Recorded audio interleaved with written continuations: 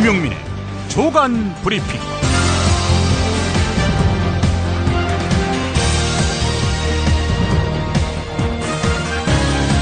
2016년 2월 6일 토요일입니다. 김용민의 조간 브리핑. 오늘은 김범수 한국일보 문화부장의 설을 맞아 딸에게 붙이는 편지를 소개하면서 시작하겠습니다. 7살 딸 지유에게, 지금 이 사회는 고향과 가족이 있어도 귀향하지 못하는 사람이 적지 않단다. 아니, 아예 돌아갈 고향도 만날 가족조차 없는 사람도 있지.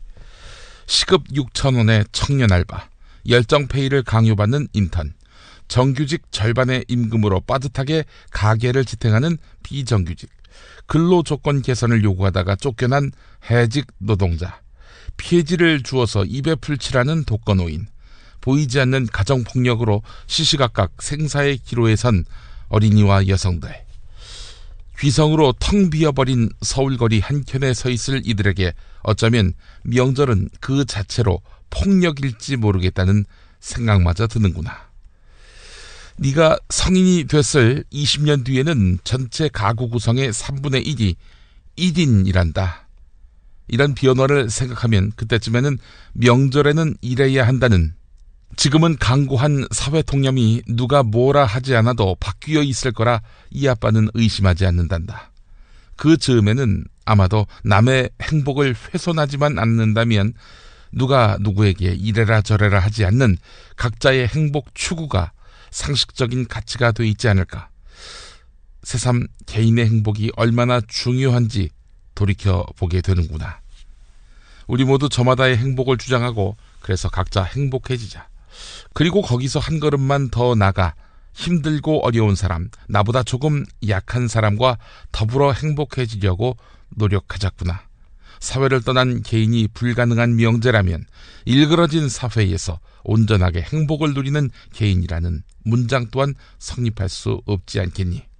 네가 그런 더불어 사는 행복을 향해 걸음을 내디딜 때마다 아빠는 언제나 응원하련다. 이런 내용입니다. 광고 듣고 오겠습니다. 정말 맛있다. 이 말 한마디면 모든 게 설명됩니다. 30년 전통, 자연의 이로움을 담은 김치, 이담채 김치. 1544-4586 1544-4586. 술자리 많은 요즘 3차까지 달린 당신을 위한 필수품, 전창걸의 새싹 땅콩차. 이제 속쓰림은 잊으세요. 070-8635-1288 070-8635-1288. 수면 무호흡, 심한 코골이, 이제 걱정 마세요. 여행, 군생활, 찜질방에서도 확인된 코골이 방지기구 코골이 119 1566-0783 1566-0783. 경향신문 영유아 때 사교육, 아이들 마음의 병만 키운다, 이런 제목의 기사 소개하겠습니다.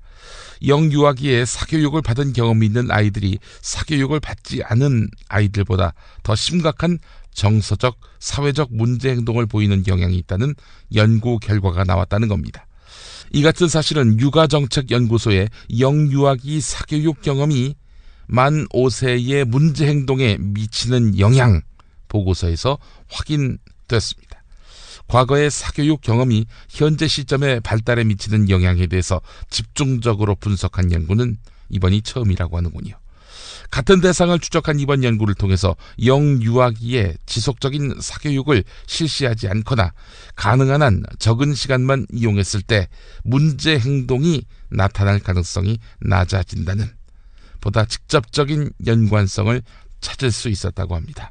네, 어디에서 무분별하게 하는 사교육, 이것이 아이들의 문제 행동을 이야기한다, 이런 지적입니다. 경향신문 또 다른 기사 보겠습니다. 증세는 안 했다지만 소득세가 13.9% 늘었다, 이런 제목의 기사입니다. 지난해 국세 수입이 예산보다 2조 2천억 더 거치면서 4년 만에 세수 결손에서 벗어났습니다. 경기는 좋지 못했지만은 정부의 부동산 부양책으로 부동산 거래가 크게 늘어서 양도소득세가 급증했고 담배값이 인상되면서 관련 세금이 많이 거쳤다는 겁니다. 재작년에 비해서 세수입 증가율이 6%에 이르는 것으로 나타났다는 점. 이것은 지난해 경상성장률 5% 내외보다 높은 것입니다. 세수 결손에서 벗어나는데 결정적인 역할을 한 것이 부동산과 담배, 저금리로 분석이 되는데요. 경기가 살아나 세금이 많이 걷혔다는 주장. 이거는 설득력이 떨어지게 되는 것이죠. 따라서 경제는 악화됐는데 세수는 크게 늘면서 국민들의 세부담은 높아지게 됐습니다. 2014년에 비해서 총 세수 증가율은 6%였고 근로소득세는 6.7%, 종합소득세는 11.3% 이렇게 올랐습니다. 경상성장률 5%라고 말씀드렸죠. 이것을 훨씬 웃도는 것입니다. 국제기구 신용평가사들이 다 인정을 하는 대로 이 정도의 그 여력은, 이 정도 수준은 아직도 재정 건전성 중에서는 1위다, 세계 1위다는 건. 자, 이런 가운데 국가 채무가 어제 600조 원을 넘어섰습니다. 관련한 한국일보 사설을 보겠습니다. 2001년 113조 1000억 원이던 국가 채무가 2014년 7월 500조 원을 넘어선 뒤 불과 1년 7개월 만에 다시 100조 원이 불어났다는 것입니다. 이런 엄청난 속도대로라면 2017년 국가 채무는 700조에 이를 것으로 예상되는데요. 하지만 정부는 우리 국가 채무 구조가 경제협력개발기구 OECD 회원국 가운데서 상대적으로 양호한 편이다, 이렇게 고집하고 있습니다. 단순히 국가 채무만 따지면은 맞는 말인데 숨겨진 국가 채무인 공기업 부채와 합치면은 이야기가 달라집니다. 지난해 6월 말 기준으로 30개 공기업의 부채 규모가 373조 6천억이지요. 지금의 국가 채무와 합치면은 1000조에 다다릅니다. 지금 가계부채는 또 어떻습니까? 가계부채가 이미 1200조에 이른 상황에서 국가 채무마저 이렇게 빨리 늘어나는 것은 위험합니다.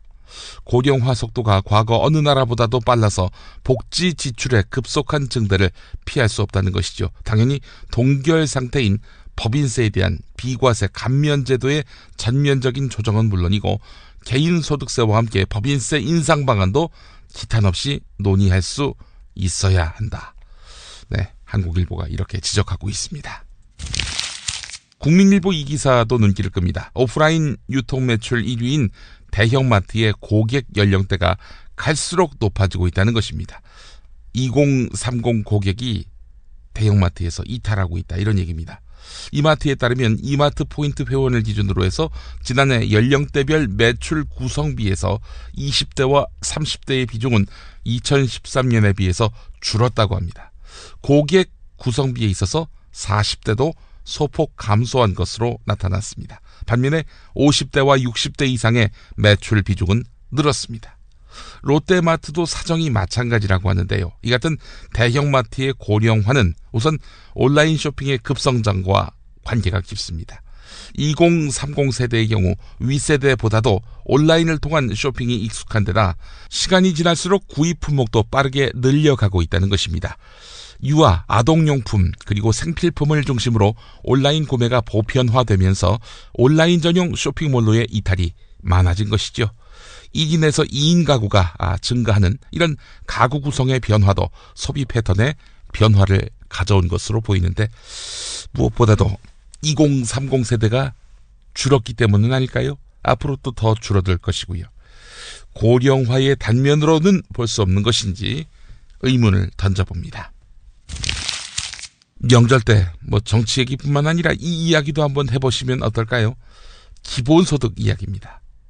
국민 누구에게나 나라가 최소한의 생활이 가능한 돈을 나눠준다. 이것이 바로 기본소득입니다.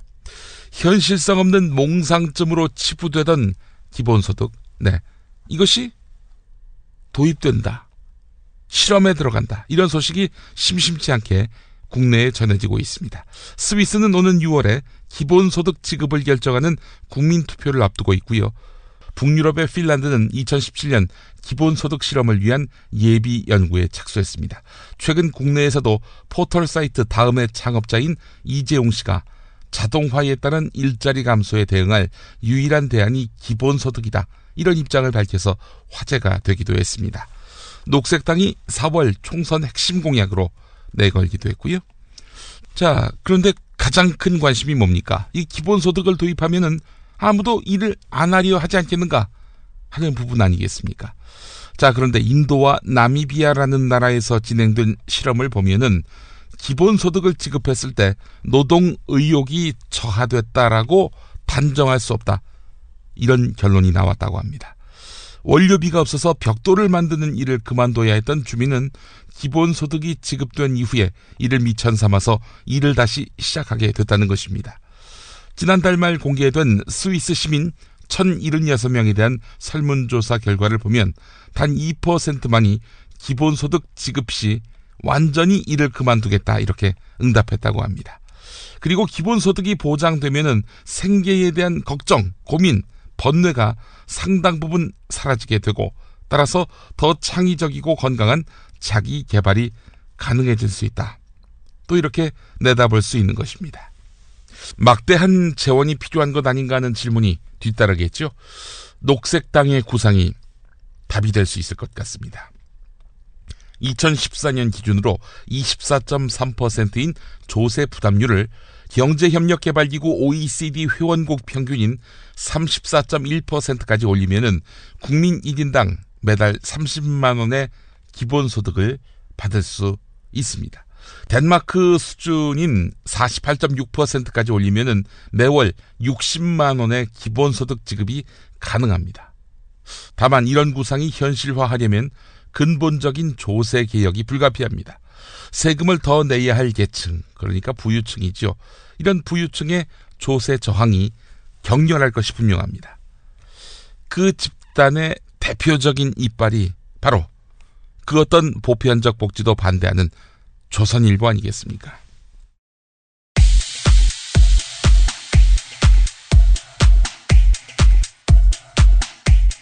기본소득에 관해 생각해 보셨나요? 광주 MBC 보도부터 들어보세요. 국가가 모든 국민에게 아무 조건 없이 일정액을 매달 지급한다면 생활고나 복지 문제 때문에 스스로 목숨을 끊는 사람들이 줄어들까요? 기본소득제 얘기입니다. 논의가 점차 활발해지고 있습니다. 국민 모두에게 묻지도 따지지도 않고 국가가 매달 30만 원을 준다면 어떨까요? 저는 해주면 좋다고 봐요. 문제는 재원이잖아요. 그 충당을 어떻게 해야 되는지. 막대한 예산이 수반되지만 조세개혁을 통해서 재원을 확보할 수 있다고 주장합니다. 이제는 보편적으로 시행되고 있는 무상급식이나 시행을 앞두고 있는 기초연금제를 생각하면 아주 현실성이 없는 이야기는 아닙니다. 팟캐스트 그것은 알기 싫다에서 소개하는 기본소득에 대한 설명. 그 기초생활보호 대상자한테 돈을 주잖아요. 국가에서 돈을 지급합니다. 등급에 따라서 차등 금액을 다 지급을 합니다. 네. 이 돈이 풀리자 실질적으로 소비가 증가했어요.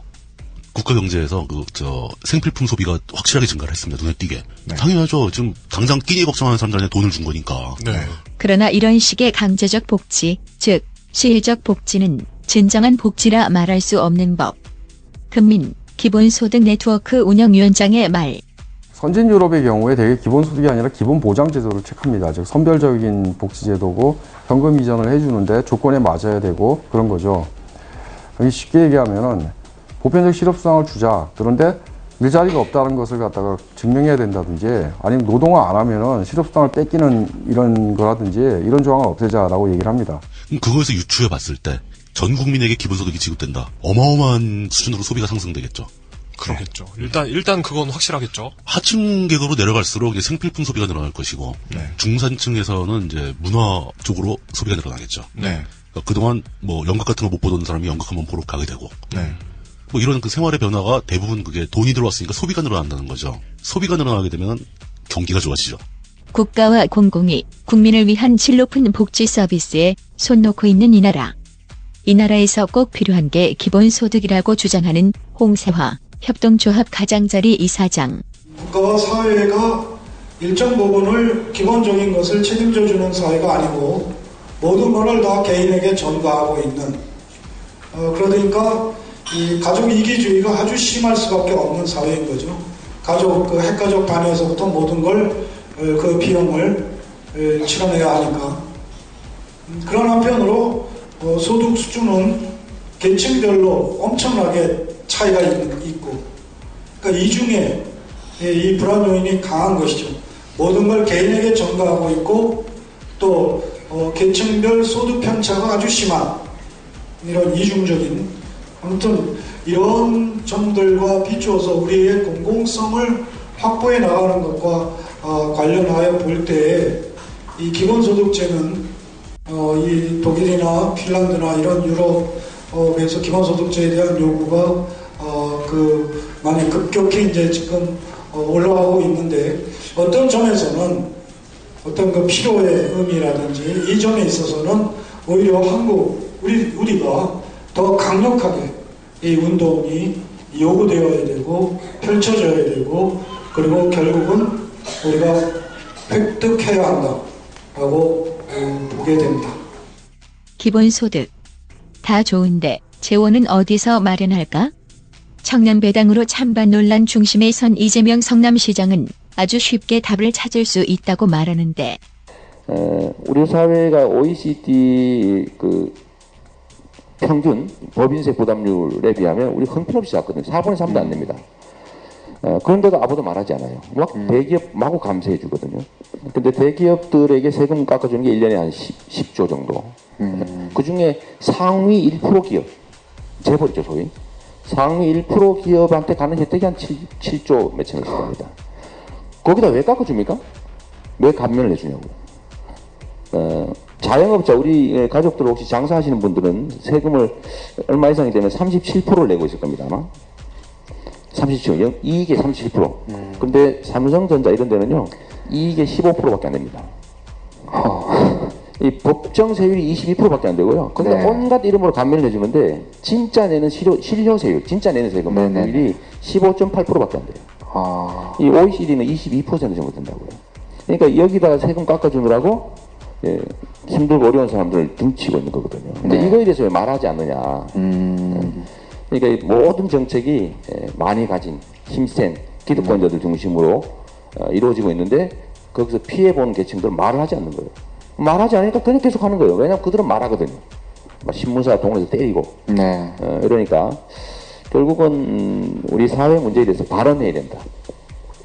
발언을 해야 존재를 인정받고 행동해야 배려받습니다. 그렇지 않으면 무시하거든요.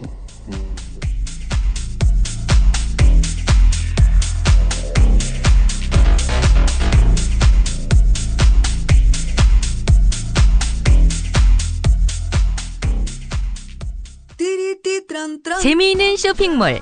그런데 실생활에 굉장히 유용한 쇼핑몰. 재미월드입니다. 어떤 제품이 있는지 궁금하시죠? 검색창에서 재미월드를 입력하세요.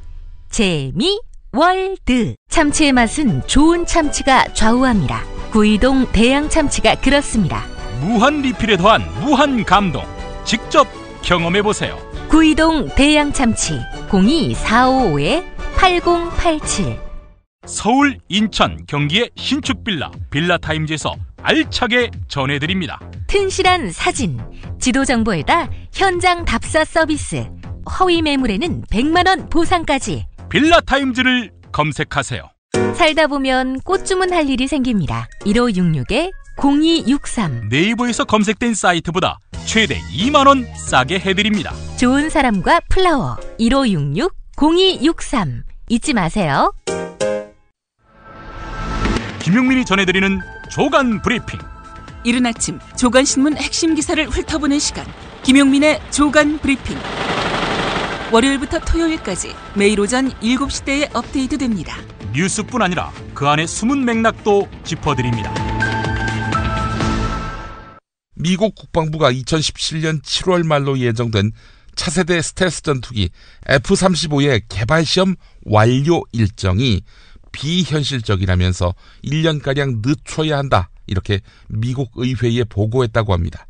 한국도 2018년부터 4년 동안 매년 10대씩 공군용 F-35A를 도입하기로 한 상황인데, 미국 국방부의 보고서는 개발 비용이 늘어나는 바람에 한국의 F-35 구매 비용이 늘어나는 것은 물론이고 한국이 최종 성능평가도 거치지 않은 무기를 떠안게 될 수도 있음을 시사하는 것입니다. 항공공학의 완결판이라는 그동안의 평가가 무색할 만큼 F-35의 치명적인 결함이 고스란히 드러나 있습니다.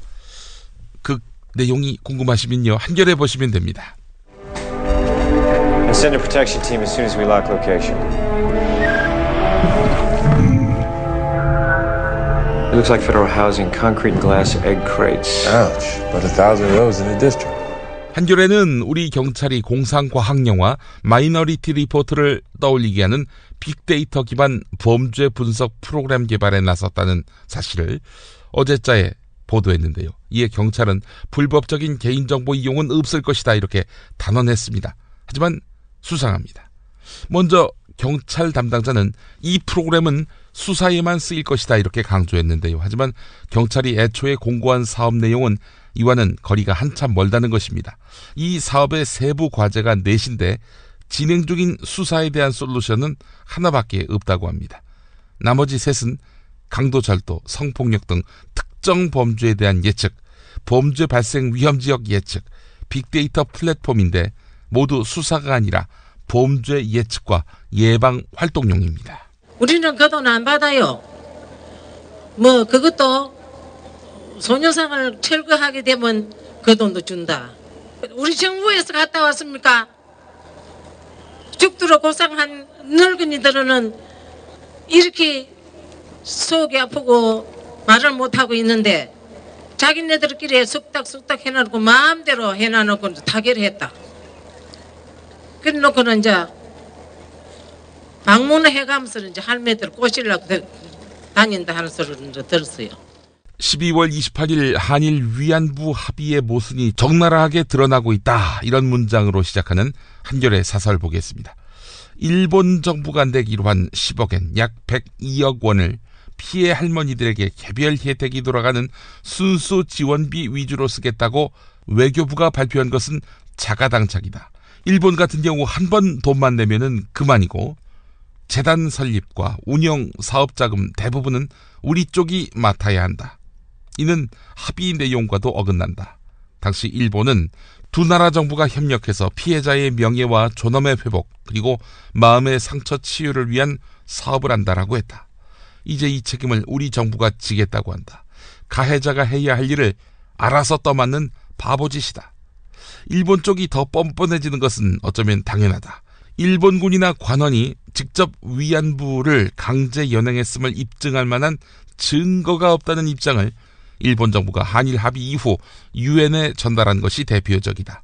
위안부 문제를 일본군이 주체가 된 국가 범죄가 아니라 일부 업자들의 일탈로 축소시킨 것이다. 이를 두고 우리 정부가 미온적인 태도를 보인 것은 또 다른 굴욕이다. 일본은 달라진 게 거의 없는데도 먼저 굽히고 들어가는 게 외교일 수는 없다. 네. 자기 나라 국민들에게는 불방망이를 들고 외교 무대에서는 쩔쩔매고 굴욕적인 태도를 취하는 정부. 이런 정부가 뭐하러 필요한지 모르겠습니다. 전국 방방곡곡 최고의 먹을거리를 모았습니다.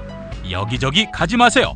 팥가게면 됩니다. 팥가게에서 구매하시면 대한민국 농촌기업을 살린답니다. 팥가게, 인터넷에서 팥가게를 검색하세요. 팥가게. 탄수화물 덩어리여서 싫다고요? 더 라이스 떡을 모르시나요? 비타민, 무기질까지 담뿍 담아 우리의 건강을 생각했습니다. 더 라이스. 더 라이스.net 02-2605-3644 한우 사고를 집어넣고 24시간 팔팔 끓인 곰탕 연지연 곰탕. 어린이부터 노인까지 누구나 좋아하는 건강식 연지연 곰탕. 택배로 신청하시려면 010-7252-1114. 자, 명절을 맞아 관련한 기사 살펴보겠습니다. 먼저 중앙일보입니다. 사상 초유의 저유가 덕분에 설 연휴 귀성길 부담이 줄었을까? 절반은 맞고 절반은 틀리다. 중앙일보는 이렇게 말합니다. 어제 기준 전국 주유소의 리터당 휘발유 가격은 1,360원 36전인데 30주 연속 하락세를 이어가고 있습니다. 자, 주유소별로 휘발유 가격이 천차만별인데요. 한국석유공사가 운영하는 오피넷에 따르면 어제 기준으로 가장 비싼 휘발유를 파는 곳은 경기도 부천의 명품 주유소라고 합니다. 리터당 1,998원입니다. 이렇게 비싸요? 예. 뭐 휘발유에 금가루를 넣으시나? 예. 가장 싼 곳은 리터당 1234원으로 제2 서해안 고속도로에 위치한 부자 송산 주유소와 송산 주유소의 가격입니다. 리터당 가격 차가 764원이나 되는 것이죠. 이 때문에 귀성길, 귀경길, 동선을 고려한 현명한 주유가 필요해 보입니다. 고속도로별로 보면은 우선 경부고속도로 휴게소의 휘발유 가격이 대부분 1200원대를 보였습니다. 상하행선 모두 김천 휴게소 주유소가 1275원으로 가장 쌌다고 합니다. 갈수록 교통량이 늘고 있는 서해안 고속도로는 상대적으로 가격이 높았는데요. 상하행선 휴게소 주유소 19곳 가운데 12곳이 1,300원을 넘었다고 합니다. 특히 양방향 휴게소인 행담도 휴게소 같은 경우, 또 상행선 목감 휴게소 같은 경우 1,400원대입니다. 예. 주요 고속도로 주유소 가운데 가장 비싼 것으로 나타났는데요. 자, 그런데 인근 화성 휴게소가 상하행선 중에서 1286원으로 가장 쌌다고 합니다. 오피넷에 따르면은 2월 들어서 전국에서 1200원대 휘발유를 파는 곳이 1005곳으로 늘었다고 합니다. 평균 가격은 리터당 1200원대 휘발유를 파는 곳이 1005곳으로 늘었습니다. 특히 경기 강원도 지역에 집중됐다고 하니까 감안하시기 바라겠습니다. 이혼은 부부싸움 한 번으로 결심했다기보다는 그동안 쌓여 있었던 여러 갈등들이 명절을 계기로 수면 위로 드러나면서 올해 설 연휴는 여느 해보다도 깁니다. 명절이 달갑지 않은 사람들에게는 그만큼 고역이 될 가능성이 높은데요. 명절 스트레스의 주요 원인 제공자는 아이러니하게도 오랜만에 만난 가족 친지들입니다.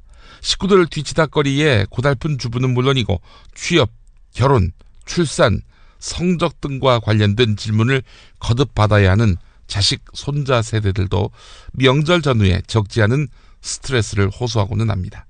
국회 보건복지위원회 소속의 인재근 더불어민주당 의원이 국민건강보험공단에서 제출받은 자료를 보면은 설과 추석 명절을 지낸 직후에 화병 환자가 크게 늘어나는 것으로 나타났다고 합니다. 성별로 보면은 여성 환자가 남성보다도 훨씬 많았는데요. 김지욱 한림대 동탄성심병원 정신건강의학과 교수 같은 경우 명절은 문제점을 거론하면서 묵은 갈등을 한 번에 해결하려고 모이는 자리가 아니다. 만약 해결해야 하는 가족 사이의 갈등이 있다면 명절 외에 다른 자리에서 만나서 풀어야 한다. 이렇게 조언했다고 합니다. 결혼이나 취업 등 사적인 질문은 아예 피하는 것이 좋다고 하는데요. 결혼이나 취업을 고민하는 당사자는 더 괴롭기 때문입니다. 관심을 보인다고 이에 대해서 묻게 된다면 화만 돋을 가능성이 있다는 것이죠.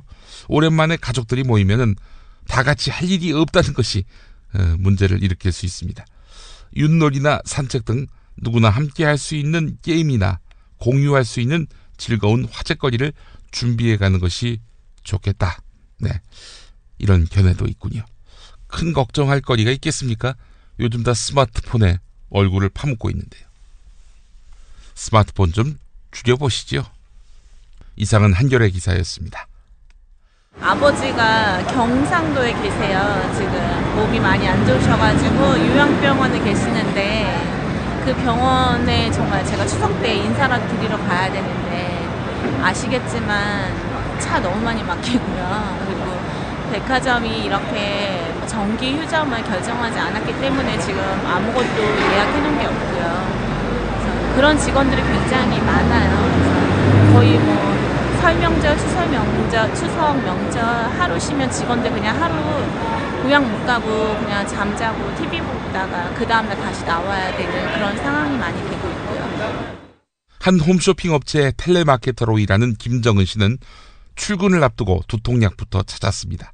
즐거워야 할 연휴 문턱이지만 머리부터 지끈거리는 이유는 지난해 추석 연휴에 겪었던 악몽 때문입니다. 2배나 늘어난 업무량만 고통은 아니었습니다. 밀려드는 주문 속에 무조건 추석 전에 상품을 배송해주지 않으면 가만두지 않겠다 이런 으름장부터 중요한 선물을 보내야 하는데 너 때문에 일이 잘못되면 고소하겠다 이런 협박 아닌 협박에 시달리면서 냉가슴을 앓았다고 합니다. 직업 특성상 폭주하는 업무 속에서도 끊임없이 친절을 강요받는 노동의 굴레에 놓여 있는 분들이 적지 않습니다. 지난해 10월 한국고용정보원의 조사를 보면은 15개 감정노동 직업군 가운데 5개 직업 종사자들이 명절 연휴에도 쉬지 않고 일하는 것으로 나타났습니다.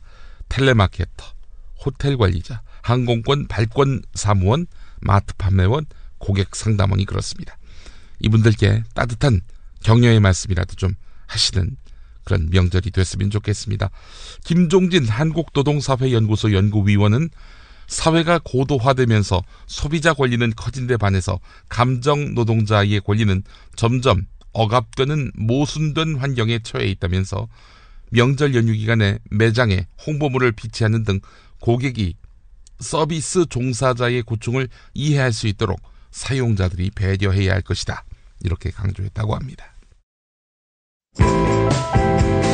월요일부터 금요일까지 매일 오전 10시부터 오후 6시까지 하루 8시간 생방송으로 함께하는 지식 라디오는요. 방송 선생님들과 지식으로 호흡하고 공감하는 자리입니다. 그래요. 습관처럼 켜놓아 보세요. 나도 모르게 교양과 지성이 무럭무럭 커가는 것을 느낄 것입니다. 지식 충전소 지식 라디오는 팟빵 앱을 통해 만나실 수 있습니다. 자, 김용민의 조간브리핑, 성한용 한겨레 선임 기자의 칼럼 겸 기사, 분열된 야권, 아름다운 패배는 없다. 네, 이 내용을 소개하면서 마무리하려고 합니다. 여권 단결 야권 분열 프레임이 유통되는 통로는 언론이다. 친여당 성향의 일부 신문과 종편이 중심이다. 요즘 종편 토론의 단골 소재는 더불어민주당과 국민의당이 벌이는 야권 주도권 다툼이다. 여야 대치 구도는 좀처럼 보여주지 않는다. 소설가 복거일은 최근 밀란의 추억이란 칼럼에서 안철수 현상은 본질적으로 밀란이라며 특히 안철수 의원은 총선에서 야권 연대는 없을 것이라고 선언해서 자신이 실패해서 배우는 정치가임을 보여주었다라고 치켜세웠다. 20년 만에 국회 3당 체제 도전, 안철수 이번이 마지막 기회. 안철수의 국민의당 야권 연대 끊어야 양당 구도 깬다. 국민의당 창당 다음 날 아침 어느 신문의 제목이다. 다당제로 포장된 야권 분열 프레임은 선거가 다가올수록 기승을 부릴 것이 뻔하다. 결국 여권의 완벽한 단결과 야권의 분열 그리고 여권의 승리를 염원하는 언론의 지원 속에서 치러지는 4.13 선거는 여당의 역대급 승리를, 야당에게는 역대급 패배를 안길 가능성이 높다. 전문가들은 어떻게 볼까? 새누리당과 국민의당 사정에 밝은 전략통역의 조언을 구했다. 김영삼 정부 이후 정치는 갈수록 국민들과 괴리되고 있다. 그들만의 리그로 전락했다. 변화가 필요한 상황에서 때마침 안철수 신당이 출연했다. 안철수 신당의 정치 혁신이 성공하려면 반드시 새누리당에서 영남의 중도 보수 세력을 뜯어내야 한다. 그런데 충청의 중도 세력조차 끌어오지 못하고 있다. 그렇다고 호남을 석권할 가능성도 없다. 안철수 의원은 이런 난관을 돌파할 수 있는 리더십을 갖춘 사람이 아니다. 4.13에서 교섭단체 구성에 성공하더라도 정치 지형을 바꾸지는 못할 것 같다. 안타깝다. 이 전략통은 더불어민주당과 국민의당이 수도권에서 연대하지 않으면 야당이 완패할 것이라고 예측했다. 그리고 선거 뒤에 박근혜 대통령과 새누리당의 폭주를 걱정했다. 이런 내용입니다. 네, 김용민의 조간브리핑 마치겠습니다. 다음 주 조간브리핑은요, 없습니다. 2월 15일 월요일 아침에 조간브리핑이 업데이트 될 예정입니다. 설 연휴에 더해서 다음 주 목금 토요일 방송이 쉬는 것입니다. 애청자 여러분의 많은 양해를 구하겠습니다. 여러분 감사합니다.